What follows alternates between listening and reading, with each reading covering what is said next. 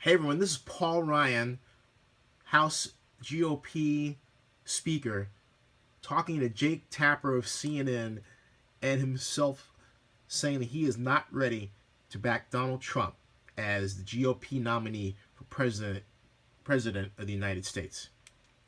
To be candid with you, Jake, I'm just not ready to do that at this point. I'm not there right now. And I hope to, though, and I want to. But I think what is required is that we unify this party. And I think the bulk of the burden on unifying the party will have to come from our presumptive nominee. I don't want to underplay what he accomplished. He needs to be congratulated for an enormous accomplishment for winning not now a plurality of delegates, and he's on his way to winning a majority of delegates. But he also inherited something very special. That's very special to a lot of us. This is the party of Lincoln, of Reagan, of Jack Kemp. And we don't always nominate a Lincoln and a Reagan every 4 years. But we hope that our nominee aspires to be Lincoln and Reagan-esque, that person advances the principles of our party and appeals to a wide, vast majority of Americans. And so I think what is necessary to make this work, for this to unify, is to actually take our principles and advance them.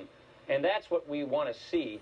Saying we're unified doesn't in and of itself unify us, but actually taking the principles that we all believe in, showing that there's a dedication to those, and running a principle campaign that Republicans can be proud about, and that can actually appeal to a majority of Americans, that to me is what it takes to unify this party. So you're saying you can't support or endorse him right now? Yeah, I am basically saying that. Look, I thought about this 2 days ago. I thought actually this thing was going to go to June 7th at the very least, probably to a convention. And so this is all pretty new for us. But at this point, I think that he needs to do more to unify this party, to bring all wings of the Republican Party together, and then to go forward and to appeal to all Americans in every walk of life, every background, a majority of independents and discerning Democrats.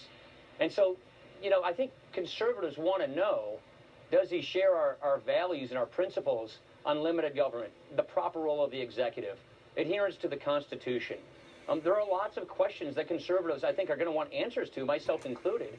And I want to be a part of this unifying process. I want to help unify this party, but we have to unify it, I think, for us to be successful, for us to have a campaign that Republicans are proud of going forward, that is unifiable, and that actually can go and appeal to a vast majority of Americans. And there you go.